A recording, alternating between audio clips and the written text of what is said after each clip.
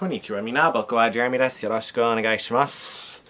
And just kind of doing an update video of sorts as to what is going on and what is new in my life. Last video I did, I think, was the Does This Thing Taste Like Shit video with Cody a couple Sundays ago. So I've just been really busy with things. Currently putting together the stuff for Fan Expo that we're going to be helping out with, because Annie Revo has been a part of the anime side of things there. We don't bring in the guests, but we put on workshops and panels and all that kind of stuff there. Hosted some of the Q&As and things like that too. So working on that for this year, which is Fan Expo's 5th anniversary. And it's their first year in doing it in November, in Vancouver anyway, because it's always been April. But I think because of Easter and SakuraCon, I think that's why they changed it to November. It's a little bit easier to bring in guests and stuff like that. So, yeah. And so we'll go from there. I've been just busy with my regular job, of course. And now that everybody's back in school, it should quiet down a little bit during the week, which will be nice because I plan on moving some games around because that's one of my favorite things to do. I like to do that and clean up, like vacuum around the games and stuff like that, because a lot of that gets missed during the summer just because it's so busy all the time. But it comes September, October, you know, during the week when it's a little bit quieter, we have more time to focus on that stuff, so that'll be good. I've gotten into a new show for me, and yes, it's another soap opera, but it's not one of the American soap operas, it's not a Canadian soap opera, it's actually a British one. And it's Hollyoaks. I don't know if any of you watch that, but I've become obsessed with it, so I watch it on Daily Motion each day. Since I don't have television, I just watch all the stuff online. So Daily Motion, I watched Hollyoaks on YouTube, and Daily Motion, I watch Days of Our Lives. That's how it goes. Those are my two guilty pleasures. And Hollyoaks, the reason I started watching it was because Jessica Fox, who played Enid Nightshade on Worst Witch, was on it. She's on it as a main character, Nancy. I forget her last name. But it's so different how they do their soaps. First of all, they're faster paced, and they don't hire quote-unquote hair models like North American soaps do. There's a few actors and actresses on television right now on soaps that they can't act to save their life, but they look pretty. Vivian Giovanni's one of them. She plays Sierra Brady on Days of Our Lives right now. She can't act. She really needs to get acting lessons. I'm really, really sorry. I hate saying bad things about her, but really not a good actress in that role. Anyways, but she looks like Hope. But on Hollyoaks, they don't really care too much about looks. Like they bring in people that are like everyday looking Joes, but every one of them can act, and that's really, really important, and they can pull off all sorts of stories. Like I said, it's very fast paced. I really like it, and if you haven't had a chance to check it out, I think you should. They're right in the midst of this week is point of view episodes. So there was a murder mystery in January, and where one of the characters' fathers was killed, and now they have all the suspects together. So each day this week focuses on either one character or two, and so Monday focused on Maxine, Tuesday was Darren and Nancy. Nancy, like I said, is played by Jessica Fox. Wednesday focuses on Nico. Thursday is Warren, and Friday will be Sienna.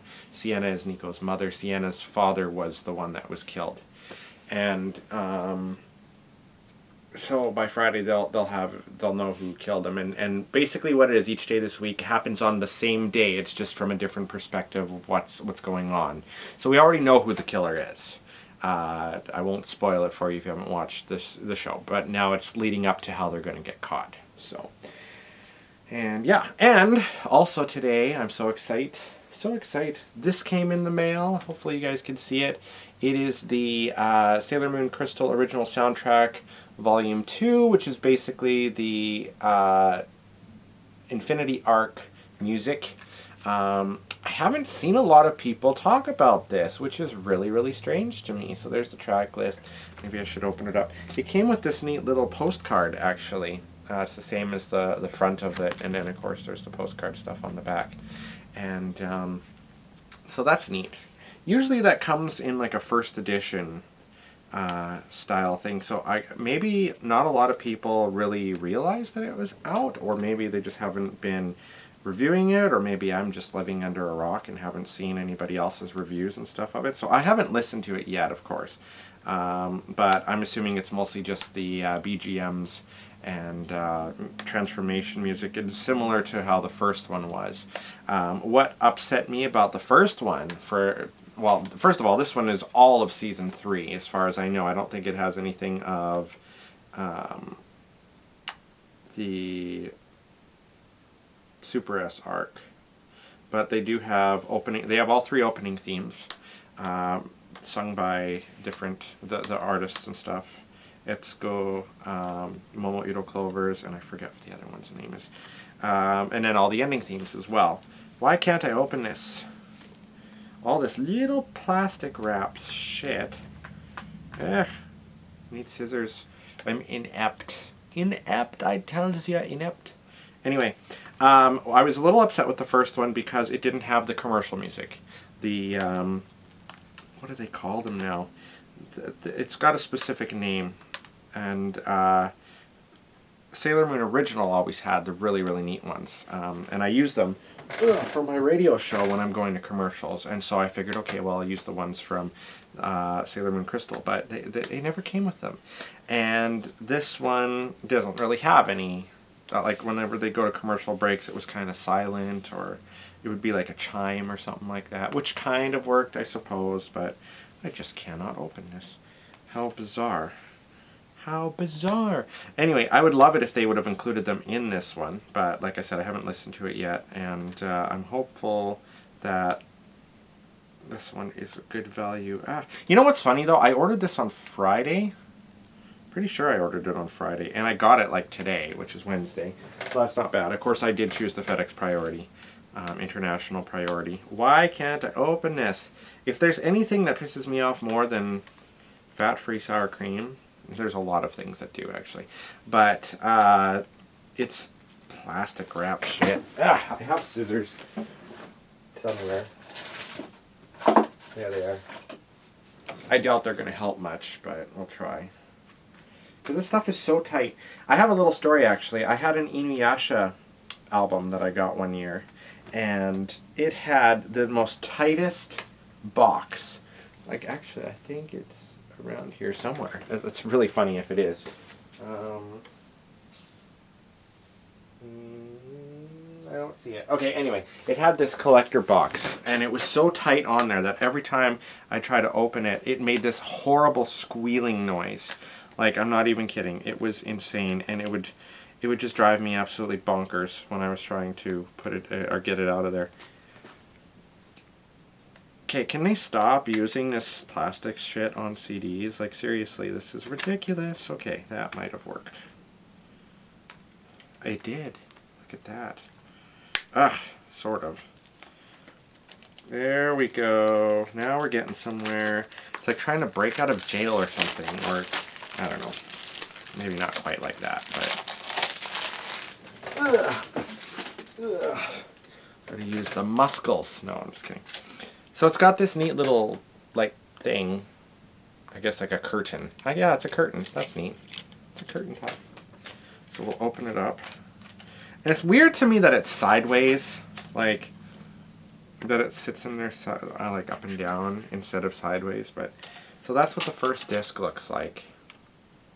And the second disc looks like that. Ooh, it's Pluto and Saturn. And the first disc is Uranus and Neptune. I see what they did there. I see what they did there. That's pretty darn neat. Excellent. And let's look at the inside. So the front, of course, has that. On the inside, we've got what is on disc 1 and disc 2. And then we've got other stuff I can't read because there's a lot of kanji, and kanji's evil. Kanji's very evil. There's a picture of Sailor Moon right there. I don't know if there's words to the songs. Maybe that's what they are. Maybe they're words to the theme songs. I don't know. There's someone playing keyboard. Oh, and Sailor Saturn. And then the back is basically that. So that's what the CD looks like. I'm going to probably put it on my computer and listen to the songs and stuff, but I'm just assuming it's mostly just the background music and stuff from the series. But I'm so excited to have this because it goes with the other one that I already have. And I was at Walmart a couple weeks ago, or maybe it was a week ago, and I got this, the Viz Media release of Sailor Moon Crystal Season 1, so the Queen Beryl arc. So it comes like that. And it's, yeah, so the first 14 episodes in English and Japanese. I'm really excited. I always go for the DVDs. I have never been a fan of Blu-rays. I don't see any difference between Blu-ray and DVD. I really don't.